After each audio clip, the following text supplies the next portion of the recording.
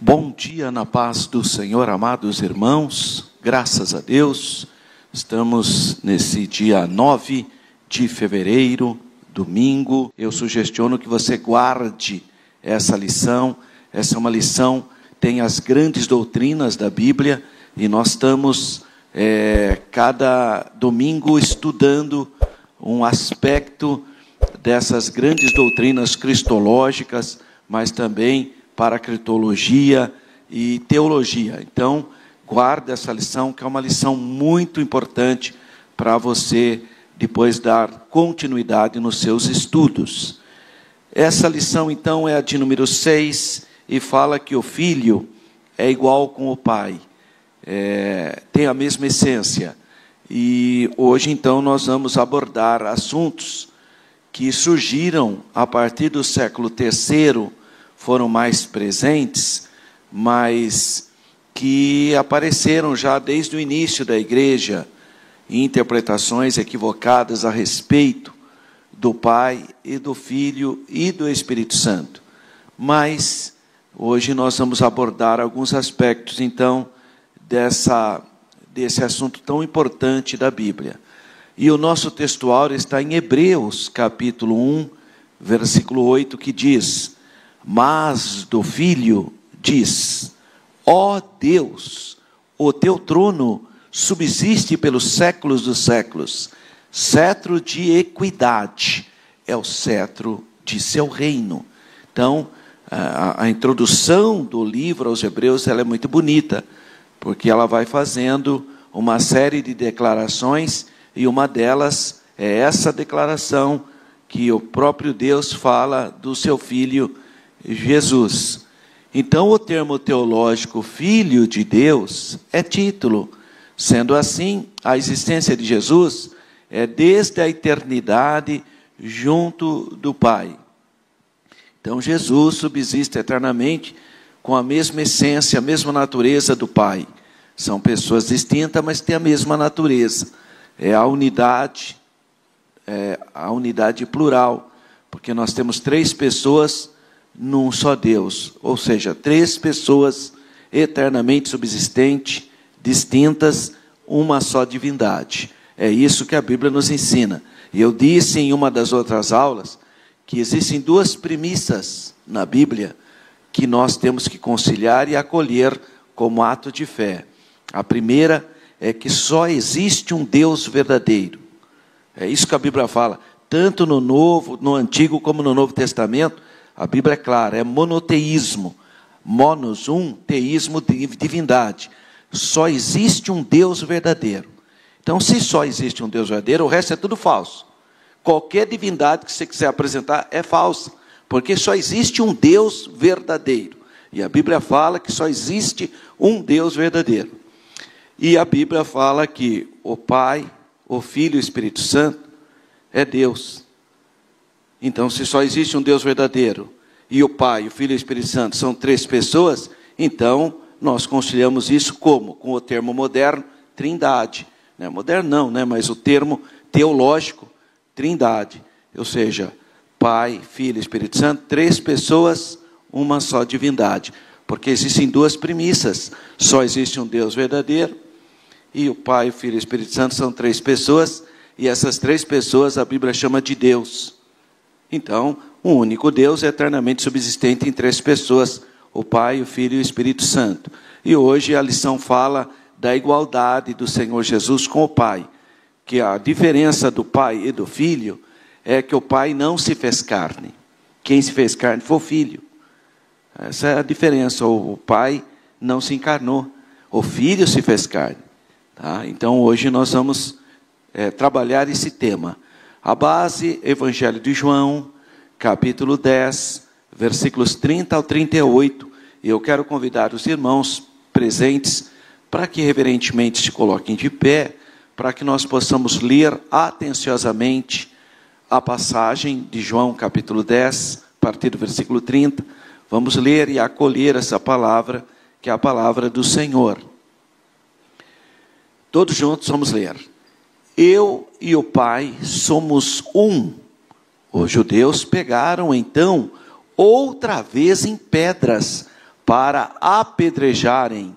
Respondeu-lhes Jesus: tenho-vos mostrado muitas obras boas procedentes de meu Pai. Por qual dessas obras me apedrejais?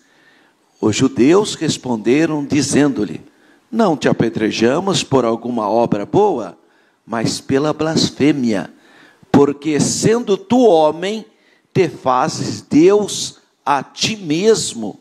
Respondeu-lhe Jesus: não está escrito na vossa lei? Eu disse: sois deuses. Pois se a lei chamou deuses aqueles em quem a palavra de Deus foi dirigida, e a Escritura não pode ser anulada, aquele a quem o Pai santificou e enviou ao mundo, vós dizeis blasfemas, porque disse: sou filho de Deus? Se não faço as obras de meu Pai, não me acrediteis. Mas se as faço e não credes em mim, crede nas obras, para que conheçais e acrediteis que o Pai está em mim e eu nele. Amém. Vamos orar? Senhor nosso Deus e nosso Pai, te damos graças no nome do teu único Filho, Jesus Cristo nosso Senhor. Te louvamos por esse primeiro dia da semana. Te agradecemos pela tua obra expiatória no Calvário, pelo sangue da nova aliança. Te damos graças pela vinda da pessoa do Espírito Santo, que é o Senhor e guia da igreja. Te damos graças por tudo e pedimos a orientação do teu Espírito nessa manhã abençoada. Faz, Senhor, que a tua palavra produza em nós vida, edificação, conforto. Senhor, fala conosco, nós te pedimos com fé, em nome do Senhor Jesus. Amém. Graças a Deus. Por gentileza, podeis sentar. Esse texto, ele é bem esclarecedor, porque ele fala que o Pai e o Filho estão em unidade, um só Deus. Não se trata da mesma pessoa. Pai é Pai, Filho é Filho, mas eles estão em unidade. Por isso que ele fala: eu e o Pai somos um só Deus. Eu e o Pai somos um só Deus. Não é uma só pessoa. Tá? Pai é Pai, Filho é Filho. Mas eles estão em unidade, a unidade divina, a mesma natureza, a mesma essência. Então o próprio texto do capítulo 10 do Evangelho de João fala sobre a natureza divina de Jesus. Quando Jesus fala que é Filho de Deus, ele está falando sim que ele tem a mesma natureza do Pai. Isso é natural, os judeus entenderam. Tanto é que os judeus entenderam que eles pegaram em pedra para matar Jesus, porque eles acharam um absurdo. Eles falam: você é homem e está falando que é Deus? Que absurdo é esse? Então o povo judeu entendeu sim o que Jesus quis dizer. E ele quis dizer isso mesmo, que ele e o Pai têm a mesma essência. E tem gente hoje que não consegue entender isso. Olha que coisa. Depois de 2000 anos, tem gente que não consegue entender o que os judeus entenderam, ao ponto de pegar em pedra e falar: nós vamos te apedrejar. Jesus falou: vocês vão apedrejar por quê? Pelas obras que eu fiz? Não, não é pelas obras, porque sendo tu homens, faze-te Deus a ti mesmo. Então você vai ser apedrejado por causa da blasfêmia. Porque Jesus falou mesmo que era Deus mesmo. Jesus fala antes que Abraão existisse, eu sou. Mas como assim? Então, é porque Jesus é o verbo que se fez carne. E eles só olhavam na carne, né? Viam só o homem, sendo que Jesus era o verbo que se fez carne. Então, o tema dessa lição fala sobre o Filho e o Pai são iguais, em que sentido? De essência, de natureza. O verbo e o Pai têm a mesma natureza. Eu repito, a diferença é que o verbo se fez carne. Então vamos pensar um pouquinho sobre Hebreus capítulo 1, versículo 8, que é o textuário proposto para essa lição. Mas do Filho diz: ó Deus, olha, vou repetir, está falando do Filho. Aí mas do Filho diz, o Filho é Jesus. O que vai dizer de Jesus? Ó Deus, está falando para Jesus que ele é Deus. Ó Deus, o teu trono subsiste pelos séculos dos séculos, cetro de equidade é o cetro do seu reino. Então veja que declaração. E outra, essa epístola foi direcionada para os hebreus. Foram para os hebreus, já não foi para os gentios não, porque os gentios tinham a mesma facilidade de entender isso. Claro, que os gentios eles tinham muitos deuses, mas os judeus não. Os judeus só tinham um único Deus. No entanto, o escritor aos hebreus fala sobre a primazia, a autoridade do Filho. Então, mas do Filho, ele está dizendo. Filho, é do Filho. Quem que é o Filho? Jesus. Sobre Jesus, ele diz, ó Deus, o teu trono subsiste pelos séculos dos séculos, cetro de equidade é o cetro do seu reino. Que é uma declaração mais explícita de que Jesus é Deus, com base em Hebreus 1:8. Está muito claro isso. Um dia eu vi um professor, coitado, ele falou assim, a Bíblia nunca falou que Jesus era Deus. É porque não lê a Bíblia, né, irmão? O problema dessa gente é que eles ficam ouvindo coisa, mas não leem a Bíblia. Que uma declaração dessa, como que a Bíblia não fala que Jesus é Deus? Então, se essa declaração não estiver dizendo que Jesus é Deus, então eu não sei mais qualquer declaração que a pessoa precisa. Está falando, mas do Filho. Ou seja, a respeito de Jesus. O que se fala dele? Ó Deus, o teu trono. Está falando que Jesus é Deus. E tem gente ainda que tem coragem de dizer, não, a Bíblia não fala que Jesus é Deus. Claro que fala. É que você nunca leu a Bíblia, né? Ou se lê apenas as seitas religiosas, só pegam coisas que importam para elas na Bíblia, ficam especialistas só naqueles versículos. Pode observar, a seita é assim, ele joga um versículo só, fora do contexto, não considera nada, pega lá, pinça um versículo e joga. E aí fica martelando.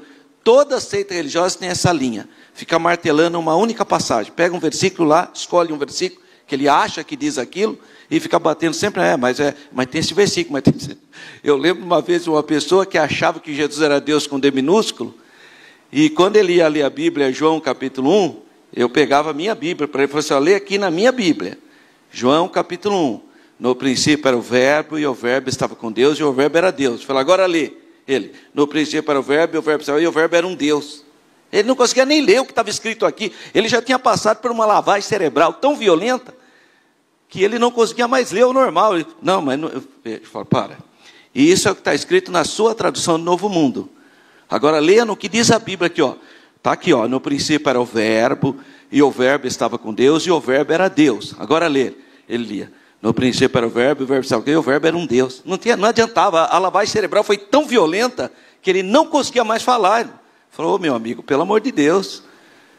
Quer dizer, vê como que uma seita destrói o senso crítico da pessoa. A pessoa é destruída, irmão. Deus nos livre desses movimentos.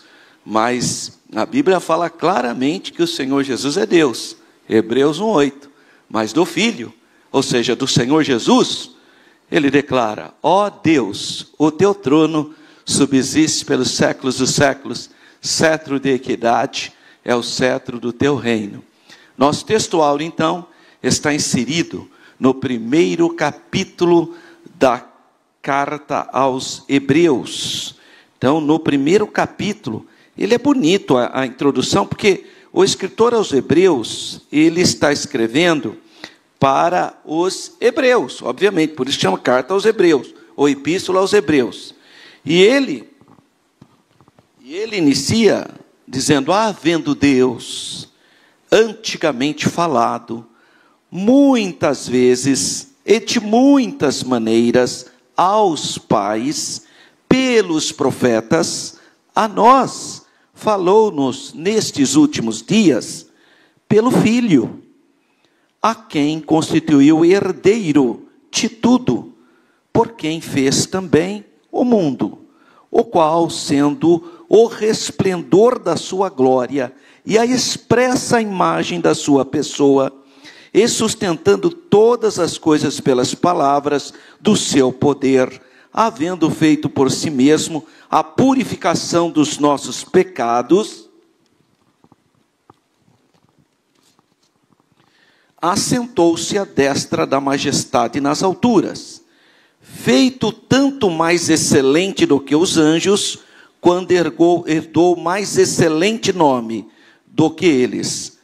Porque a qual dos anjos disse Jamais. Ele nunca disse para anjo: tu és meu filho, hoje te gerei, e outra vez eu lhe serei por pai, e ele me será por filho. E quando outra vez introduz no mundo o primogênito, ou seja, a fonte, diz: a todos os anjos de Deus o adorem, e todos os anjos de Deus o adorem. E quanto aos anjos diz: o que de seus anjos faz ventos, e de seus ministros labaredas de fogo. Agora o nosso textual: mas do Filho diz: ó Deus, o teu trono subsiste pelos séculos dos séculos, cetro de equidade é o cetro do seu reino. Então, irmão, como que uma pessoa vai negar a divindade de Jesus? Só com a introdução da carta, da epístola que o escritor enviou aos Hebreus, ele já declara a divindade de Jesus. Fala que ele é a expressa imagem da divindade. Então, esse primeiro capítulo da carta aos Hebreus apresenta o Senhor Jesus como Filho de Deus, superior a qualquer criatura. E que citação é essa do nosso textuário? Qual é essa citação de Hebreus capítulo 1, versículos 8 e 9, na verdade, né? O 9 também é uma citação do Salmo número 45, versículos 6 e 7. Mas nós vamos ficar só com 6, porque o nosso textuário é só o versículo 8. Olha só o que diz o Salmo. O salmista escreveu isso: o teu trono, ó Deus, é eterno e perpétuo. O cetro do teu reino é um cetro de equidade. Então, na verdade, o escritor estava escrevendo para um público judeu que conhecia o Salmo 45 e vai aplicar o Salmo 45 à pessoa do Filho. E ele fez isso conscientemente, porque Jesus é o Deus da Bíblia. Jesus é uma das pessoas da unidade divina. Então ele aplicou um versículo que se aplicava à pessoa do Pai, à pessoa do Filho. Conscientemente. Porque Jesus é Deus igual ao Pai. Jesus não é o Pai. Jesus é Deus igual ao Pai. Mas não é o Pai. Pai é Pai, Filho é Filho. Tá? Então trata-se de um trecho citado exclusivamente aqui. É a única vez que aparece essa citação do Salmo 45 no Novo Testamento. É em Hebreus 1, 8 e 9. Mas que o autor sagrado corretamente toma esse salmo como sendo um salmo messiânico. E é isso mesmo. Até os judeus que nem creem em Jesus também acreditam que o Salmo 45, versos 8 e 9, é um salmo messiânico. Até eles que não creem em Jesus, hein? Olha que interessante. Então, o reino do Messias deve ser um reino de autêntica retidão e o poder santo. É isso que diz o Salmo 45, versos 6 e 7, que fala cetro de equidade, é o cetro do seu reino. Então ele dá ênfase à justiça. Vamos ler o Salmo 45, versos 6 e 7. O teu trono, ó Deus, é eterno e perpétuo. O cetro do teu reino é um cetro de equidade. Tu amas a justiça e odeias a impiedade. Por isso Deus, o teu Deus, te ungiu com óleo de alegria mais do que os teus companheiros. Este é o Salmo de número 45, que é aplicado pelo escritor aos Hebreus, à pessoa do Senhor Jesus. Então, o reino de Deus é idealmente descrito, idealizadamente, com a ideia de um reino de justiça. O reino de Deus é um reino de justiça. Essa citação indica tanto a perpetuidade como o domínio do Filho, porque ele fala, o teu trono é um trono eterno, né? Então fala de eternidade, mas fala também sobre o seu trono celestial, né? O seu trono celeste. Tão superior aos anjos é ele, que ele se assenta no seu trono e usa os anjos então como seus servidores.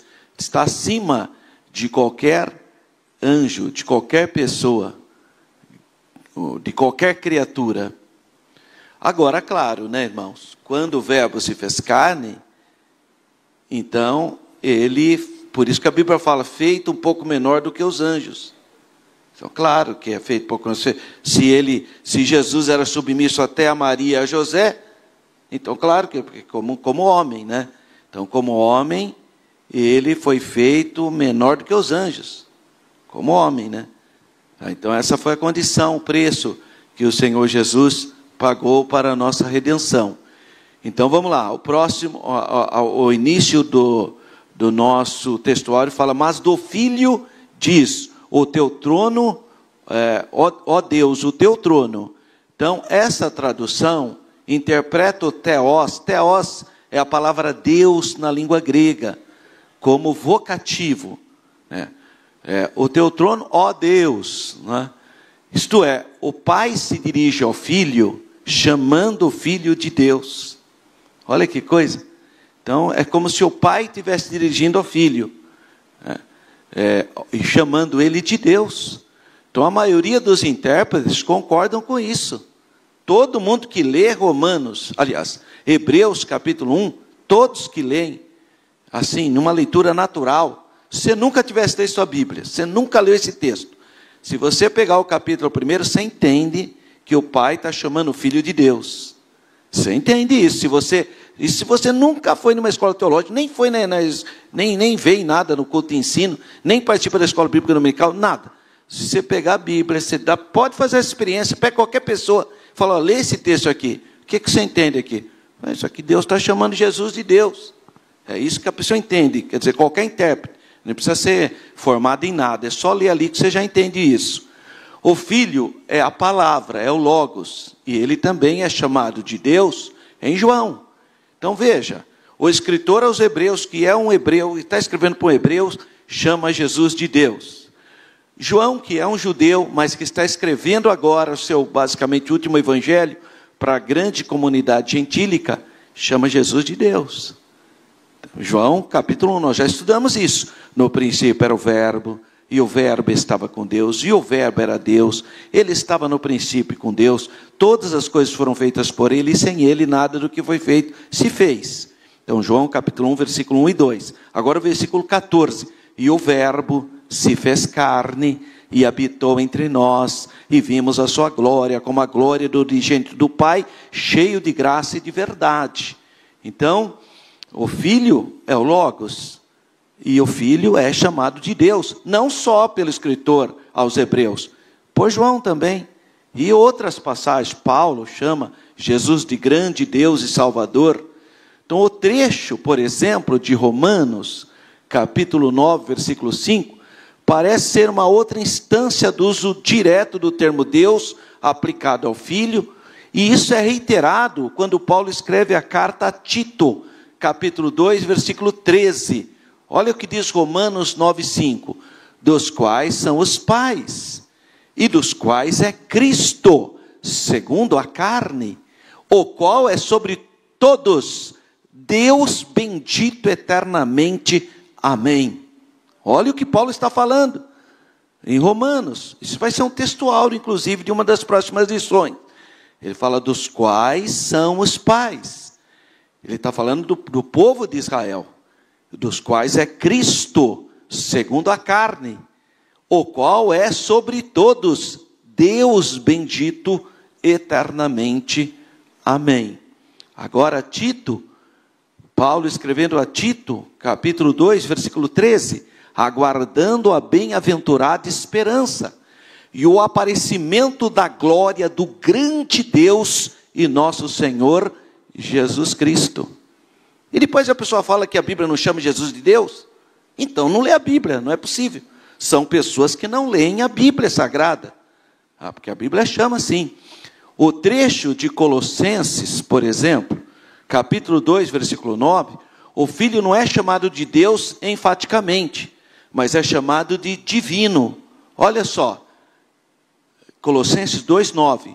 Porque nele quem? Em Jesus, habita corporalmente toda a plenitude da divindade. Poxa, irmão, não é possível que a pessoa não lê essas passagens para falar uma aberração dessa, achar que Jesus não é Deus. Como? A Bíblia fala claramente que Jesus Em Jesus habita corporalmente, porque o verbo se fez carne, né? Toda a plenitude da divindade. Outro tanto fazem outros versículos iniciais desse capítulo que eu li com vocês, de Hebreus.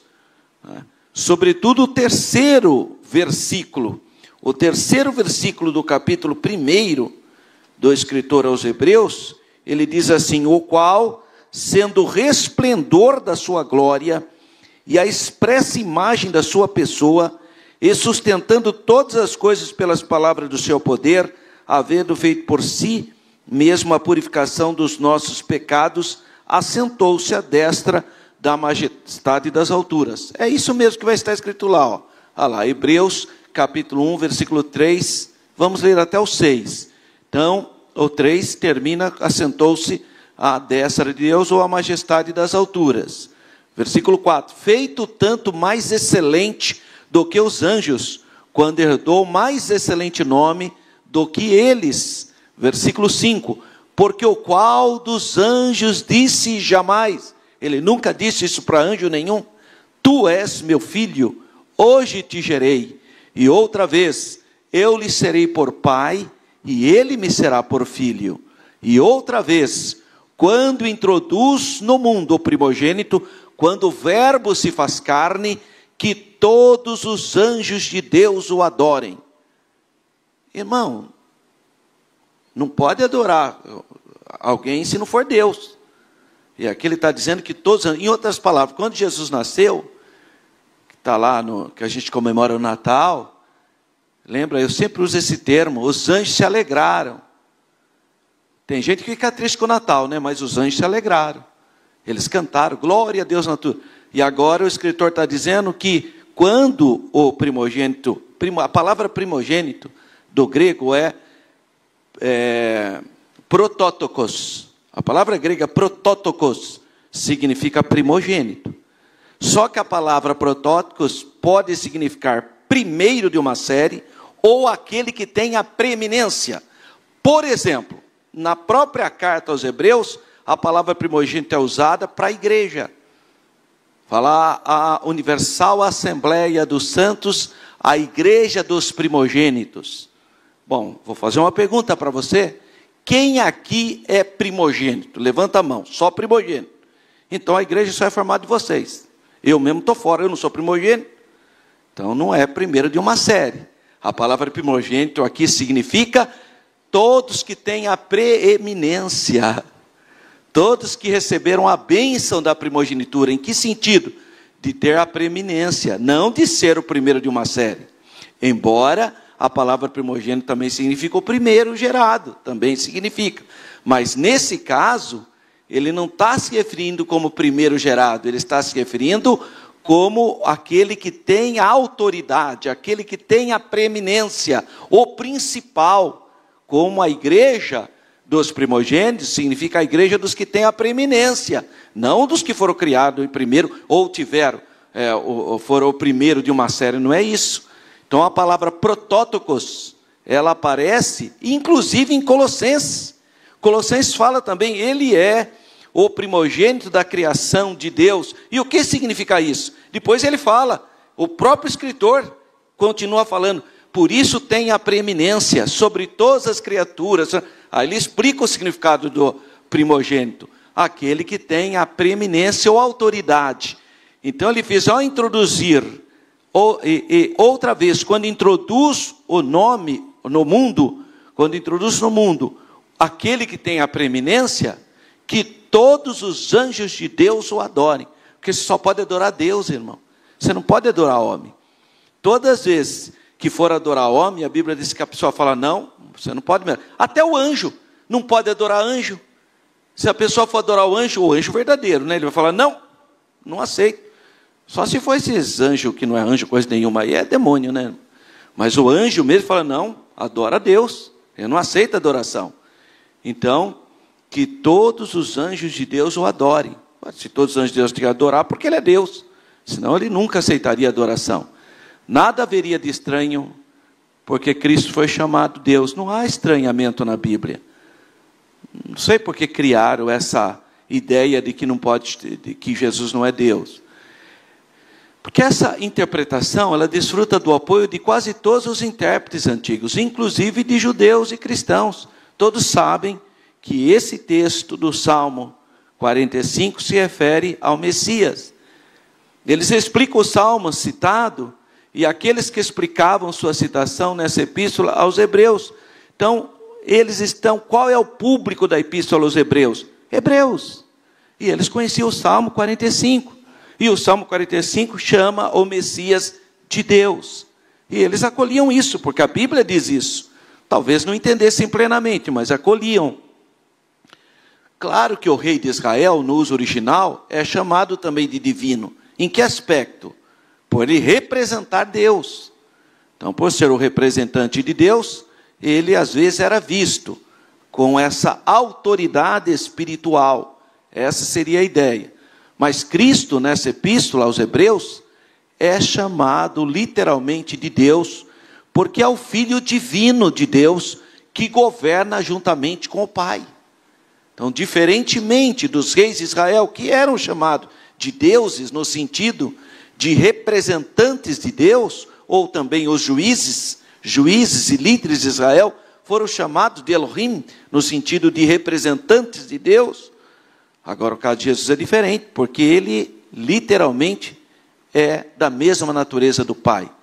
É o único que tem o DNA do Pai, conforme João capítulo 3, versículo 16, que diz: porque o Pai amou a humanidade, ou que Deus amou o mundo, de tal maneira que deu o seu Filho unigênito, monogenes, único que tem o gen do Pai. Ou seja, o único que tem o DNA do Pai, a mesma substância do Pai. Em outras palavras, o Senhor Jesus é Deus de Deus, palavra da palavra, vida da vida, verdade da verdade, luz da luz. Por isso que essa igreja adora o Senhor Jesus, porque ele reflete a glória de Deus. Ele tem a mesma natureza do Pai e do Espírito Santo. O terceiro versículo mostra-nos claramente que o autor ou o escritor aos Hebreus acreditava na divindade de Jesus. Olha aí, Hebreus 1:3, o qual, sendo o resplendor da sua glória e a expressa imagem da sua pessoa, e sustentando todas as coisas pela palavra do seu poder, havendo feito por si mesmo a purificação dos nossos pecados, assentou-se à destra da majestade nas alturas. Mas a pessoa lê isso aí e não consegue entender que Jesus é Deus, aí fica difícil, né, irmão? Tem uma pessoa que tem dificuldade de compreensão. Portanto, concluímos que a verdadeira divindade do Filho é aqui reconhecida pelo Pai. Em que aspecto? Quando Pai e Filho compartilham da mesma natureza, da mesma essência. Nenhuma outra interpretação faz sentido aqui. Por isso não é à toa que em João 10, Jesus fala: eu e o Pai somos um. Não é a mesma pessoa, mas a mesma divindade, a mesma unidade divina. E ele continua, para todo sempre, literalmente pelos séculos dos séculos, ou literalmente eternamente. De diversas maneiras a ideia da eternidade é expresso nas páginas do Novo Testamento. Às vezes a eternidade aparece em um contexto muito restrito. Por exemplo, a pessoa vai reinar, vai morar na terra eternamente. Sim, enquanto existir, né? Eternamente enquanto existir. Então, tem um contexto. Ou, eternamente, uma ideia de eternidade mesmo, né? Vai depender desse contexto. O comentário de Efésios, capítulo 3, versículo 21, é muito importante, porque ele fala assim: a esse glória na igreja, Jesus, a esse glória na igreja por Jesus Cristo, em todas as gerações, para todo sempre. Amém. Então, olha Paulo falando, evocando o culto a Deus. Então, a eternidade, segundo a analogia de ciclos de tempo, conforme os conhecemos na terra, é pintada com uma série de eras e sucessões. Só que o tempo é uma invenção humana. O cronos, a cronologia, é uma invenção humana. Nós inventamos a temporalidade. Através de pesquisas do Sol, por exemplo, tivemos uma precisão, porque antigamente a maior parte dos povos faziam pesquisa pela Lua. Os calendários eram lunar, como é ainda hoje o calendário judaico e o calendário do mundo islâmico, são lunares. Os calendários solares são mais precisos, tanto do mundo ocidental como dos antigos povos pré-colombianos, que usavam o Sol também. Então, são mais precisos. Mas é uma invenção humana, é de cálculos matemáticos, de astronomia. Então, as pessoas pesquisam, até que finalmente inventaram esse relógio que fica no seu braço, ou no seu celular, e você ficou escravo dessa temporalidade. Não adianta, você tem que cumprir isso aí. Pode observar. Você acorda, se se atrasar, se atrasou. Ó, a escola começou 9 horas, irmão. Então, todos nós... Mas quem inventou? Isso é um tempo inventado por nós. Os dias da semana. Tudo uma invenção humana. Nós inventamos isso. Agora, existe uma temporalidade que é a kairos, que é a temporalidade divina. Não tem a ver com a nossa. Não é essa que nós inventamos. Então, nós precisamos entender que o que ocorreu, e toda a história ocidental está em cima de eras, a história tradicional trabalha basicamente como pré-história, mais ou menos 6 a 7 mil anos antes de Cristo. Aí, até parece, né? O dia que o homem inventou a escrita, ou a organização do Estado, na Mesopotâmia, aí começou a história. Quer dizer que sem escrita não tem história? Claro que tem. Tem um monte de histórias verbalizadas, né, da tradição auricular, mas não, tem que ter isso escrito. Já tem um erro aí, né? Aí ele pega lá de 6 mil, ou de 7 mil, ou de 4 mil, depende, e vai até, basicamente, a queda de Roma, 479, fala, aqui caiu Roma, então acabou o mundo antigo. Até parece, né, que o dia que acabou Roma, acabou o mundo antigo. Aí começou o que eles ficaram chamados de Idade Média, ou medieval, que vai da queda de Roma até a queda de Constantinopla, 1453, caiu a grande cidade de Constantinopla, aí acabou a Idade Média. Aí começa a Idade Moderna. Moderna, irmão. 1450, até a Revolução Francesa. Chega na Revolução Francesa, 1789, aí acabou a Idade Moderna. Aí começou a Idade Contemporânea, a que nós estamos vivendo hoje. Nós estamos na Idade Contemporânea. Até parece, né, irmão, que é por datas. Isso aí é apenas uma referência para situar, porque naquele período as coisas eram mais ou menos parecidas. Haviam aspectos similares. Por isso que se faz essa divisão tradicional. Só para a gente se localizar. Aí o Brasil, onde o Brasil insere? Então ele vai se inserir na Idade Moderna, quando os portugueses chegaram, tal. Mas é só para se localizar mentalmente. Eu chamaria até de referências pedagógicas. Mas isso é uma invenção humana. Eu brinco com vocês, mas é verdade. Quem garante que hoje é domingo, irmão? Quem que garante? Você nem sabe. Se convencionou a chamar hoje de domingo, e nós acreditamos. Mas todo mundo sabe que o Papa Gregório, em 1582, mandou arrumar o nosso calendário. O nosso calendário é juliano, o mesmo que a Rússia segue até hoje. A Rússia segue o calendário juliano, por isso que eles comemoram o Natal em janeiro, e não em dezembro como nós, porque o calendário deles é o juliano. O nosso era o juliano também, até que o Papa Gregório falou, não, vamos arrumar, isso aqui está muito atrasado. Aí arrumou, e é por isso que o seu calendário hoje chama gregoriano, em homenagem ao Papa Gregório. Então, mas é tudo invenção humana, esse negócio de temporalidade. Só que a gente vive nesse sistema, não dá para fazer diferente. Agora, o Filho, em sua glória e divindade, governará para sempre numa perspectiva real de temporalidade. Não essa invencionice nossa. Né? Por isso que é estranho as pessoas ficam marcando data para fim do mundo. Bobagem, isso aí é invencionice humana, irmão. Né? E não tem, o tempo de Deus é outro. Não, porque Jesus vai vir no ano 2000, aquela época antiga, né? Quem é do século passado lembra disso, né? Um monte de gente com medo do ano 2000. Para começar, o ano 2000 não era nem o ano 2000, porque nós estamos 4 anos atrasados no calendário. Na verdade, Jesus nasceu 4 antes dele mesmo, né? Se for fazer a conta. Está tudo errado, irmão, mas deixa como está, não sofras. Fica assim mesmo, tá? Não vai mexer nisso agora, não. Então, o Filho, em sua glória e divindade, governará para sempre, numa temporalidade real, não essa invencionice humana. E o seu governo é caracterizado pela absoluta justiça, porque ele é absolutamente reto, justo. Essas descrições, então, nos mostram a superioridade do Filho sobre qualquer outra criatura. Esse é o intuito dele introduzir o primeiro capítulo aos Hebreus dessa maneira. Então, o autor mostra-nos a glória de Cristo através de muitas descrições e comparações, dizendo-nos finalmente. O que ele fala finalmente para nós? Esse é o Cristo que adoramos. E apostatar dele é uma estupidez fatal, porque o grande problema dos hebreus é que já tinha passado muito tempo e muitos hebreus começaram a voltar a fazer o sacrifício no templo.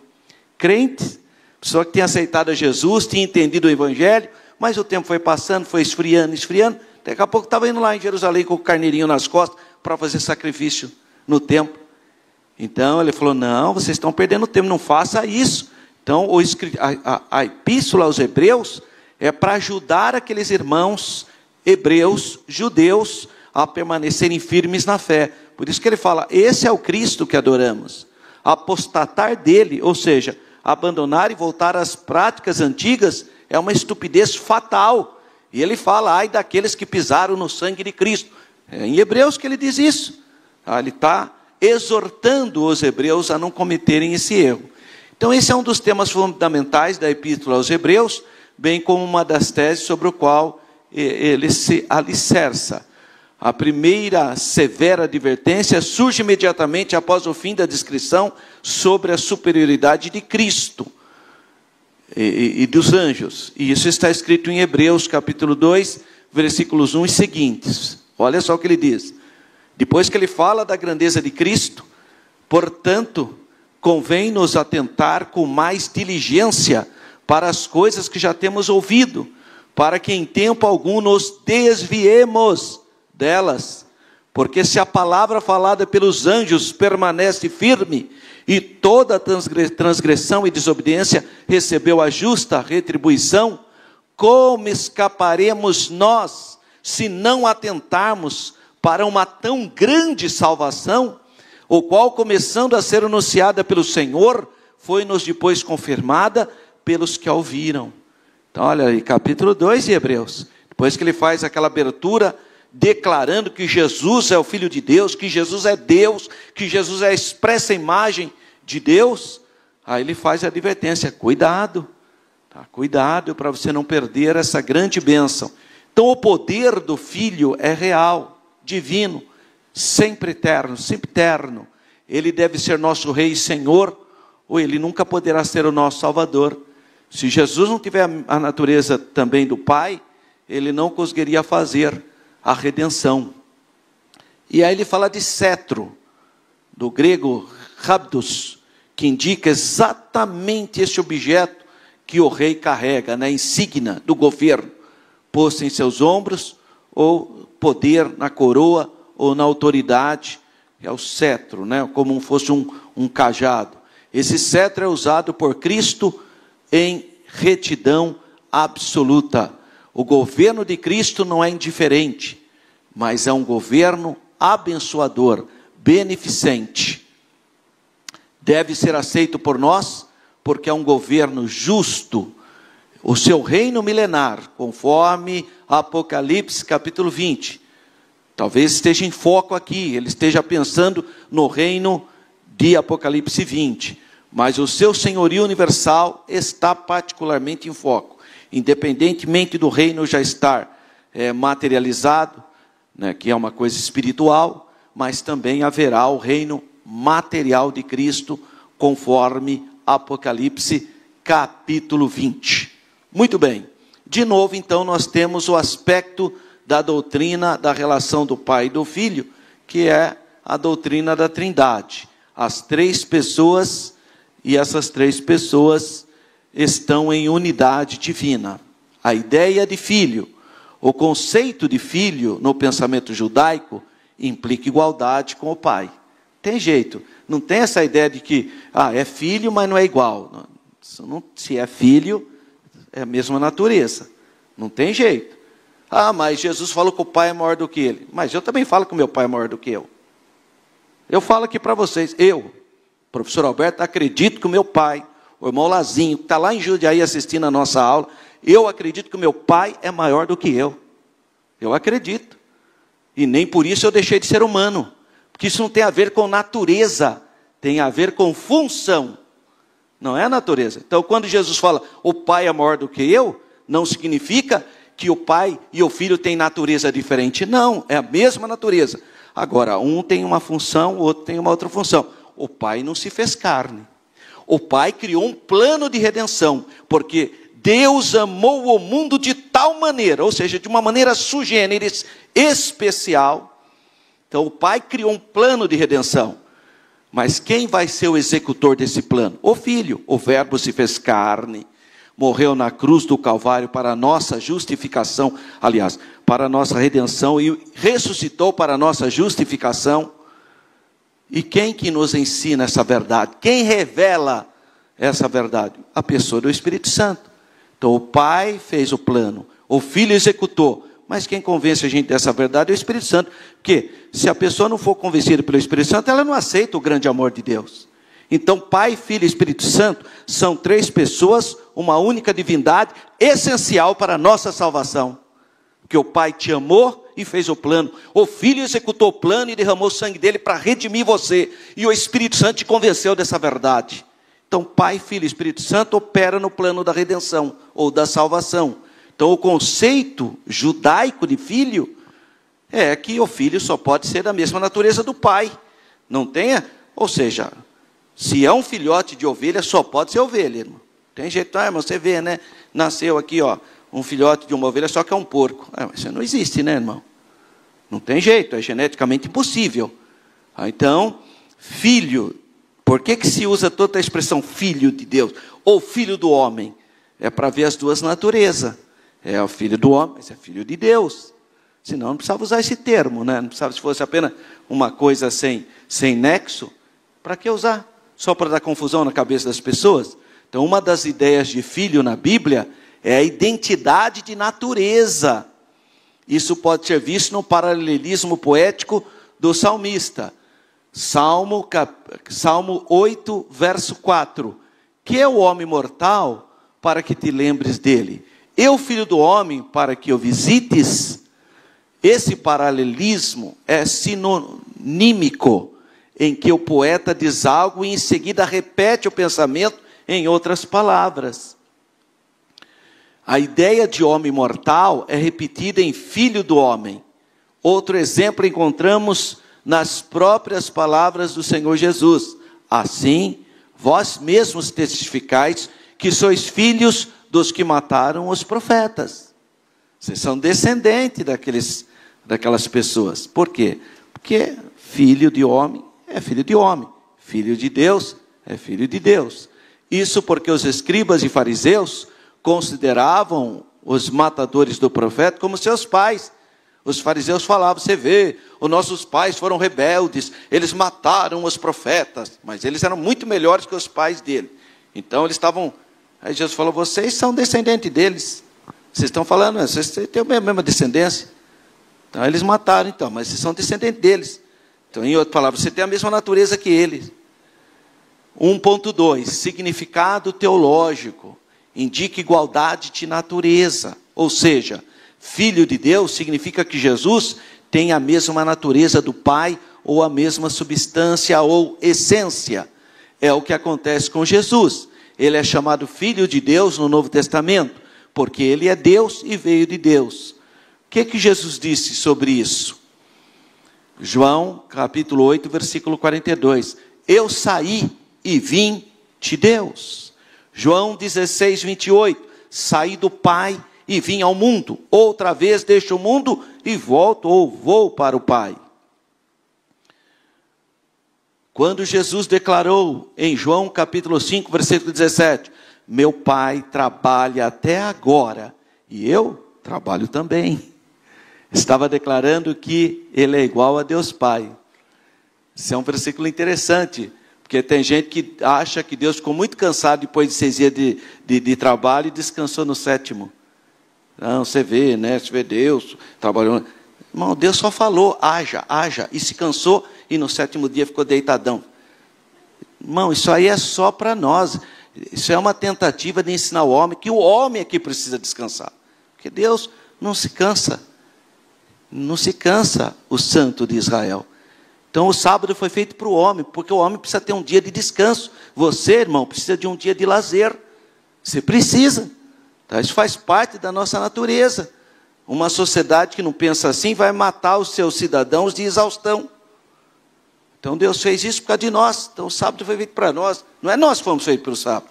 E se o sábado foi feito para mim, eu guardo se eu quiser. Foi feito para mim. Não é eu que foi feito para ele. É ele que foi feito para mim. Então eu tenho que ter o bom senso. Espiritualmente, quem é o meu sabate? Quem é o meu sábado? Jesus. Jesus é o meu descanso. Eu descanso em Jesus. Eu não vou descansar nenhum dia, nenhuma cerimônia e achar que com isso eu estou superior aos outros. Claro que não. Até porque eu vou repetir. Quem garante que ontem foi sábado mesmo? Você pode garantir para mim? Na cronologia humana? Não. Então do que você está falando, irmão? Você nem sabe do que está falando. Será que tem que guardar o sábado? Que sábado? Então precisa entender essas questões. E isso perturba essa gente que coloca isso para salvação. Uma tragédia. Salvação está em Jesus, nos méritos dele no Calvário. Não está por cerimônias humanas. No entanto, os seus interlocutores, os judeus da época, entenderam com clareza meridiana que Jesus estava reafirmando a sua deidade. Foi isso mesmo. Os judeus entenderam sim, pois dizia que Deus era seu próprio Pai, fazendo-se igual a Deus. Está lá em João capítulo 5, versículo 18. O judeu entendeu perfeitamente o que Jesus quis dizer, e ele quis dizer isso mesmo. Quando ele fala que Deus é o Pai dele, ele está dizendo que tem a mesma natureza divina do Pai. E os judeus entenderam isso. 1.3, o Filho é Deus. Filho de Deus é uma expressão bíblica para referir-se à relação única do Filho unigênito com o Pai. Nenhum anjo tem essa relação. Aliás, irmãos, tem umas coisas profundas, né? O judaísmo até concebe Deus como Pai, mas não para o fiel. Você não pode orar para Deus com essa ideia de Pai Nosso, como Jesus fez. Jesus trouxe a fé em uma ideia de família, né? O acesso, mas nenhuma religião monoteísta pensa assim. Os judeus sempre viram Deus como eterno. Até hoje ele fala isso. O eterno, que o eterno te abençoe, que o nome do eterno te abençoe. Baruch Hashem Adonai, bendito seja o eterno. Os muçulmanos a mesma coisa. Em nome de Deus, o clemente, o misericordioso. Mas é lá longe, não tem essa relação que nós temos. Isso é uma coisa que Jesus fez por nós. Jesus, por ser filho de Deus, ele pegou na sua mão e pegou na mão do Pai e uniu. Por isso ele fala, quando você orar, você vai dizer Pai. É uma coisa extraordinária. Só na fé cristã tem isso. Essa intimidade, principalmente se você teve um pai presente. Se você teve um pai amoroso. Você vai ter uma concepção muito profunda do que é pai. Agora, claro, quem não teve essa oportunidade, talvez não entenda a dimensão da palavra pai. Mas Jesus tinha essa autoridade. Por quê? Porque Jesus é o Filho de Deus verdadeiro. Mas eu não sou filho de Deus? É, por adoção. Nós somos adotados, somos de Deus por adoção. E os anjos e as criaturas? Foram criados filhos. Filhos de Deus por criação. Então anjo, serafim, querubim, filhos de Deus, mas por criação. Nós, por adoção. E Jesus? Jesus é o verdadeiro Filho de Deus por espécie. Jesus tem a mesma natureza do Pai. Por isso que ele é o herdeiro verdadeiro. Nós co-herdeiro. Então a expressão Filho de Deus revela a divindade de Cristo. Essa verdade está mais clara na Bíblia do que o sol do meio-dia. é explícita, não dá para negar essas passagens. Por isso é estranho como pode haver tantos debates sobre esse tema. É esquisito, porque a Bíblia é clara. O texto sagrado do Salmo que nós estamos estudando: mas do Filho diz, ó Deus, o teu trono subsiste pelos séculos dos séculos. Cetro de equidade é o cetro do teu reino. Esse é o nosso textuário de Hebreus 1:8. É o mais crucial, pois é uma citação direta do Salmo 45, 6 e 7, e que fala explicitamente que o Filho é Deus. Então é importante prestar melhor atenção naquelas passagens conhecidas dos crentes, que às vezes você fala, mas você não percebeu. Esse Salmo 45, 6, 7 é conhecido, tanto por judeus como por cristãos, e foi evocado para falar da pessoa do Senhor Jesus. Que história é essa de Deus, do versículo 7, estar ungindo a Deus no versículo 6? Olha lá. O teu trono, ó Deus, é eterno e perpétuo. O cetro do teu reino é um cetro de equidade. Tu amas a justiça e aborreces a impiedade. Por isso Deus, o teu Deus, te ungiu com óleo de alegria, mais do que os teus companheiros. Então que história é essa? De que o Deus do versículo 7, o teu Deus, está ungindo o Deus do versículo 6, porque ele fala, ó Deus, o teu trono, e depois Deus, porque está falando da pessoa do Pai e do Filho. Por isso, ambas as pessoas podem ser chamadas de Deus. A palavra Deus é polissêmica, precisa entender qual é o contexto. Por exemplo, João 17, Jesus ora, ele fala, e a vida eterna é essa, que conheçam a ti só como único Deus verdadeiro, e a Jesus Cristo a quem enviaste. A palavra Deus ali está para quem? Para o Pai, porque ele está orando para o Pai. Mas em Atos, capítulo 5, na questão de Ananias e Safira, a palavra Deus ali está para a pessoa do Espírito Santo, que Pedro fala assim, Ananias, quem te estimulou para mentir para o Espírito Santo? Você podia ficar com esse dinheiro, você não precisava querer fazer média aqui não. Você não mentiu para homem, você mentiu para Deus. Mas ele acabou de falar que tinha mentido para o Espírito Santo. Então a palavra Deus ali está para a pessoa do Espírito Santo.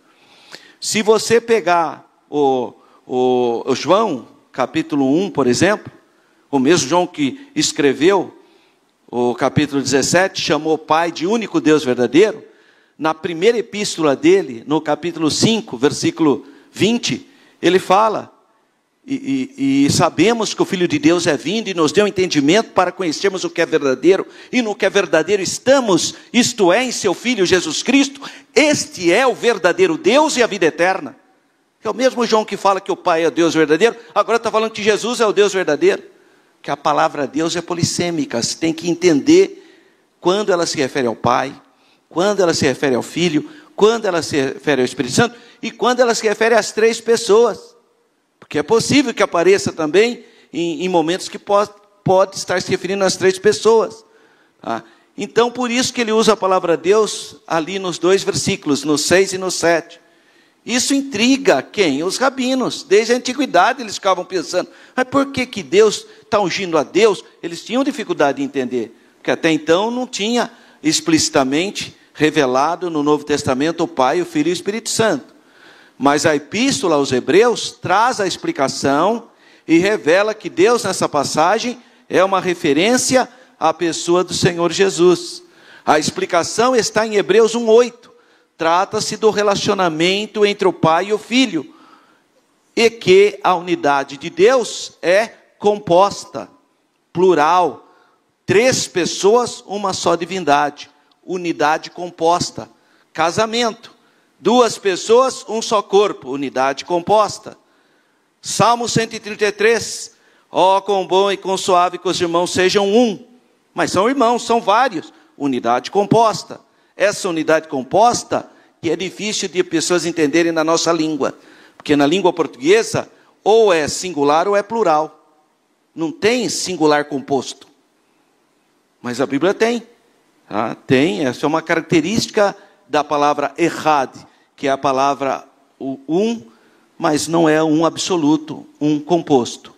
2, a heresia do subordinacionismo, que Jesus estava subordinado. Essa foi uma heresia que surgiu a partir do século III. O subordinacionismo é toda doutrina que declara ser o filho subordinado ao pai, ou um Deus secundário, ou menos divino que o pai.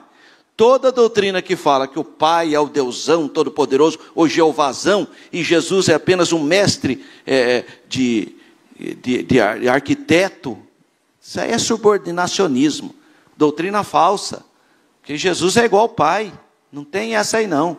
Os monarquianismos dinâmicos, os acionistas e os arianistas são os principais representantes dessa doutrina de que Jesus era inferior ao pai. Orígenes, que foi um dos pais da igreja, eu tenho a obra dele, chama Princípios, a obra dele. Uma obra antiga, tem quase 2000 anos. Era um filósofo cristão da cidade de Alexandria. Orígenes é muito famoso, mas ele fala algumas coisas meio complicadas, tá? E ele que criou essa ideia de que Jesus tinha a natureza do pai, mas não era exatamente igual ao pai, porque ele era inferior.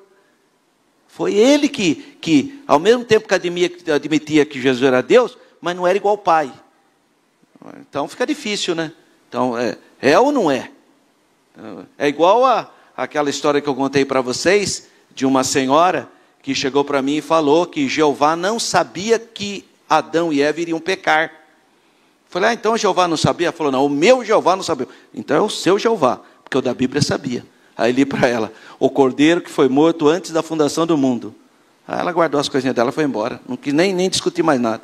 Porque é um problema. Como que é um Deus que é onisciente sabe tudo? Ainda eu disse para ela, mas Jeová não é onisciente? Falou, só que isso ele não sabia. Então se existem algumas coisas que você não sabe, então você não é onisciente, né? Ou é ou não é. Não tem essa saída aí, né? Esse jeitinho brasileiro. Orígenes, então, foi o principal mentor dessa ideia de subordinação.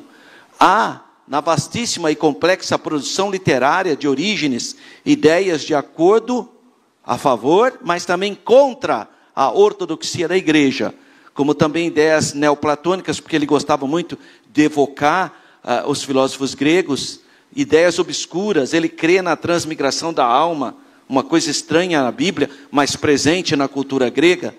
E eu acho que o maior erro de Orígenes, que nem a Igreja Católica resolveu transformá-lo em santo, embora a Igreja Católica vê ele como um doutor, mas ela tem um certo receio dele, porque ele se mutilou com base lá na Bíblia, que diz, se um dos seus membros te escandaliza, corta e lança fora. E ele literalmente se cortou, se castrou para servir a Deus. Isso foi condenado por toda a igreja, que não pode mutilar o seu corpo, por nada. Ali é um sentido figurado, não é literal. Então, por isso que ele não foi, que ele acabou sendo rejeitado pela ortodoxia da igreja. Não foi só por isso, tá? Foi por outras coisas também. Mas ele exerceu grande influência no Oriente por quase 100 anos. As obras dele foram muito lidas. E são bonitas as obras dele. Pelo menos a que eu tenho, chamada Princípios, é uma obra muito bonita. Nas controvérsias na cidade de Niceia, onde o imperador Constantino convidou todos os líderes cristãos do império, no ano 325 eles se reuniram para ter uma posição oficial e bíblica da pessoa de Jesus. Então, nesse local, Orígenes tinha morrido já há 200 anos. No entanto, Ário, que é da mesma cidade dele, de Alexandria, da mesma cidade, evocou Orígenes para defender a ideia que Jesus era a primeira criatura de Jeová Deus. E que foi condenado pela ortodoxia da igreja. Falou, em hipótese alguma, Jesus não é criatura, Jesus é criador. Todas as coisas foram feitas por ele. E sem ele, nada do que foi feito se fez. Evangelho de João, capítulo 1, versículo 2, versículo 3. Falei, então não tem sentido essa ideia, mas a base foi Orígenes. Segundo seus críticos, parece que a trindade, defendida por ele, porque Orígenes aceitava a trindade, Só que ele tinha uma ideia de subordinacionismo. Ele achava que o Filho era subordinado ao Pai e o Espírito Santo era subordinado ao Filho. Isso não existe, irmão. As três pessoas estão no mesmo grau. Você vê nos dons espirituais, a Bíblia fala é o mesmo Senhor, o mesmo Deus, o mesmo Espírito. Na bênção apostólica, a graça do Senhor Jesus Cristo, o amor de Deus Pai e a comunhão do Espírito Santo. As três pessoas, porque tem gente, irmão, quando imagina as três pessoas, pensa que é Fórmula 1. Primeiro lugar, medalha de ouro, o Pai. Segundo lugar, o Filho, medalha de prata. Em último lugar, o Espírito Santo, medalha de bronze. Isso é Olimpíadas, irmão, para de bobagem. Não tem isso, não tem. São pessoas de atuação. O Pai atuou, o Filho atuou e atualmente é o Espírito Santo que está operando. Por isso, Pai, Filho e Espírito Santo. Mas não tem grau não, hein? Vai achar que medalha de ouro para o Pai. Ai, que fraqueza. Deus nos livre dessa fragilidade mental. Não é isso, não tem essa ideia de subordinação. Eles são iguais. No entanto, a Bíblia revela a igualdade das três pessoas da Trindade. O Pai, o Filho e o Espírito Santo são três pessoas iguais. Três pessoas são a mesma natureza. Não tem de inferioridade um em relação ao outro. E no período pré-nicênico, depois do século IV, o subordinacionismo foi nos séculos II e III uma tentativa ainda que equivocada, mas tentou preservar o monoteísmo, mas acabou negando a divindade de Jesus, né? Seus expoentes consideravam Cristo como Filho de Deus, mas inferior ao Pai. Não conseguiam ver que Jesus era igual ao Pai. Eles afirmavam que o próprio Cristo declarava a sua inferioridade, e isso eles os faziam com base numa exegese ruim, equivocada, interpretação de apenas texto, como aquele que eu disse para vocês, quando Jesus fala, o Pai é maior do que eu. Aí pegava esse versículo e ficava batendo nessa tecla. Não sou eu que estou falando aqui, ó. O Pai é maior do que eu. Está vendo? O próprio Jesus disse, o Pai é maior do que eu. Está vendo? O Pai é maior. Se o Pai é maior do que eu, assim, mas é que está falando de funções, de atuação, não está falando de natureza. Por isso que eu disse no começo da aula que eu considero meu Pai superior a mim. Eu falo, o meu Pai é maior do que eu. E daí? Por causa disso eu deixei de ser humano? Eu sou menos humano do que meu Pai? Não. Tá? Então não se trata de natureza, se trata de função. 2.3, métodos usados pelos subordinacionistas. Já estudamos até agora o ensino bíblico sobre Jesus como verdadeiro Deus e ao mesmo tempo verdadeiro homem, verdadeiro Deus. Somente Ele é assim. E ninguém mais no céu, na terra, ninguém mais possui essa característica. O verbo se fez carne.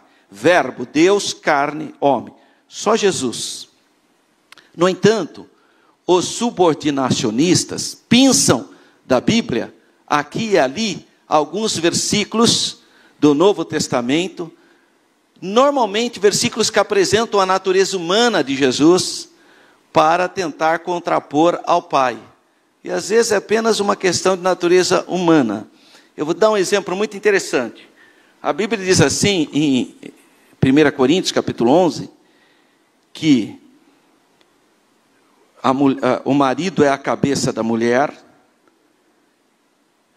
Cristo a cabeça do marido e Deus a cabeça de Cristo. Então eles pegam esse versículo, mas está vendo que Jesus é inferior ao Pai, porque Deus é a cabeça dele. Então Jesus não é Deus, porque Deus é a cabeça de Jesus. Então vamos usar essa mesma analogia para o homem e a mulher. Então a mulher também não seria humana, porque o marido é a cabeça dela. E agora? Está vendo como que não funciona a interpretação hermenêutica deles? Se Jesus não é Deus, porque Deus é a cabeça de Jesus, então também a mulher não é humana, porque o marido é a cabeça da mulher. Olha o rolo. Está vendo o problema? Olha a dificuldade de interpretação. Não, ali está falando de posição de novo. A esposa tem uma função. O que significa o homem ser a cabeça da mulher? O sacerdote da casa. Tem a ver com a autoridade espiritual. Assim também como Deus é a cabeça de Cristo. Claro, Cristo como homem. Ele vai orar ao Pai. Ele vai ensinar nós nisso. E finalmente, como o subordinacionismo se apresenta hoje? Eu pus o Alcorão, que é o islamismo. O islamismo não acredita que Jesus é o Filho de Deus. E do outro lado, a tradução Novo Mundo das Testemunhas de Jeová, que não acredita que Jesus é igual ao Pai. Para as Testemunhas de Jeová, Jesus é a primeira criatura de Jeová Deus. Então isso é subordinacionismo, como ele apresenta hoje. O islamismo não considera Jesus como filho de Deus, mas como Messias e profeta, e coloca inclusive Maomé acima de Jesus. Para eles, Maomé é o selo dos profetas. Maomé morreu no século VII, não ressuscitou e acabou. Mesmo assim eles acham que é superior, mas não é. Nenhum cristão tem dificuldade em detectar o erro da doutrina. Nós não temos dificuldade, a gente conhece, sabe quem é o Senhor Jesus. Efésios 1, 21. Acima de todo principado e poder, e potestade, e domínio, e de todo nome que se nomeiam, não só nesse século, mas também no vindouro. É Jesus. Capítulo 2 de Filipenses. Toda língua vai ter que confessar, todo joelho vai ter que se dobrar e declarar que Jesus Cristo é o Senhor, para a glória de Deus Pai. E é que ele está falando. Acima de todo principado, qualquer governo, seja espiritual ou humano, qualquer domínio, qualquer nome, pode falar o nome que você quiser, não adianta, o nome de Jesus está acima, não só no atual século, mas em todos os séculos, o nome de Jesus é superior.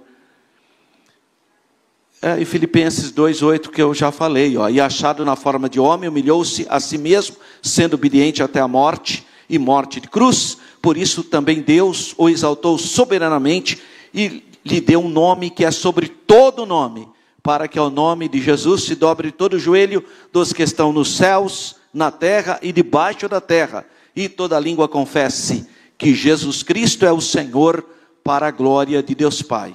O Alcorão afirma que é blasfêmia dizer que Jesus é filho de Deus. Isso com base numa péssima interpretação, porque na cabeça do muçulmano, se Jesus é filho de Deus, então Deus teria tido relação sexual com a Virgem Maria. Esse é o pensamento dele. Então quando você fala, Jesus é filho de Deus, imagina, peraí meu amigo, que isso, você está maluco? Então Deus, Alá, desceu e teve relação sexual com a Virgem Maria?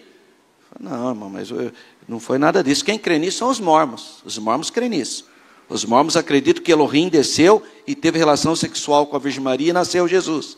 São os mormonismos que creem nisso. A igreja cristã, a Bíblia fala que Jesus nasceu por obra e graça do Espírito Santo e da Virgem Maria. É isso que a Bíblia fala.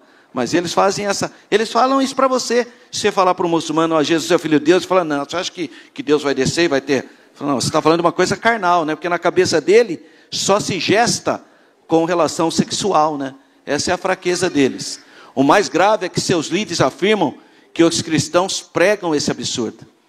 Os líderes muçulmanos ensinam que nós ensinamos que Deus teve relacionamento sexual com a Virgem Maria. Isso é um maior absurdo, irmão. Isso não existe. Isso é um engano total.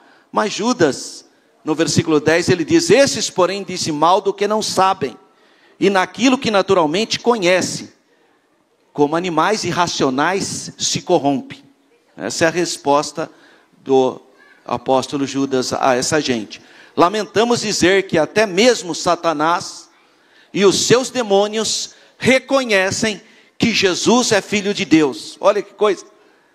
Os demônios falaram, Jesus, Filho do Deus Altíssimo, vieste nos atormentar antes do tempo. Até o diabo reconhece que Jesus é Filho de Deus, irmão. Olha que coisa.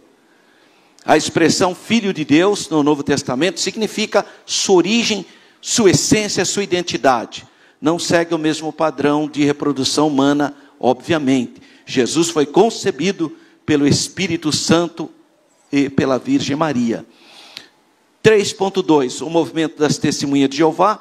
Este confessa publicamente que crê na existência de vários deuses.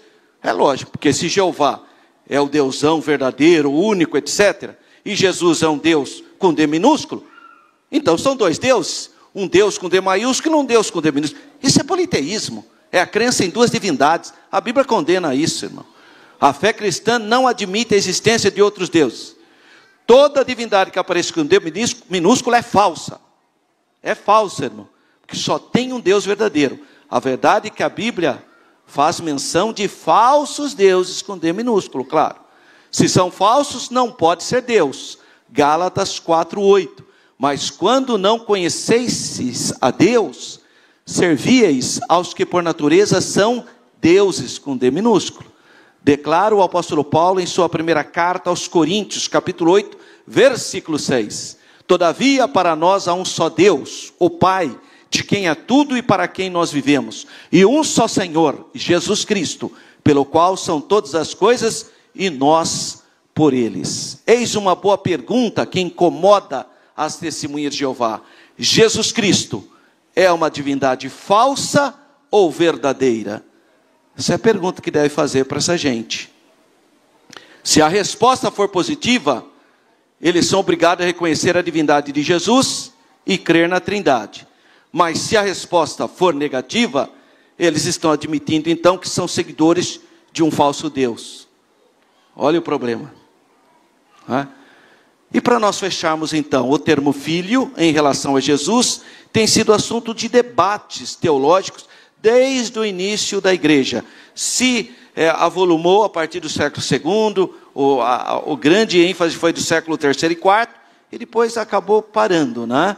A interpretação bíblica que se faz é: Jesus é filho unigênito, não porque foi gestado, não é isso, mas sim porque é da mesma substância. Como fala, hoje te gerei, é da mesma gen. Então fala, tu és meu filho, hoje te gerei. Mas então teve um começo? Não, a ideia não é isso. A ideia é que ele tem o mesmo gen. Gen. Unigênito, único gerado. Ou seja, o único que tem o gen. Genes é onde estão as características hereditárias do pai. Então, tu és meu filho, hoje te gerei. Quer dizer, você tem a mesma natureza que a mim. Então, essa é a declaração que ele faz. E às vezes as pessoas se confundem aqui com a expressão achando que Jesus teve um começo, porque o pai falou, tu és meu filho, hoje te gerei. Tu és meu filho, hoje eu declaro que você tem a mesma natureza que a minha. É isso que ele está dizendo.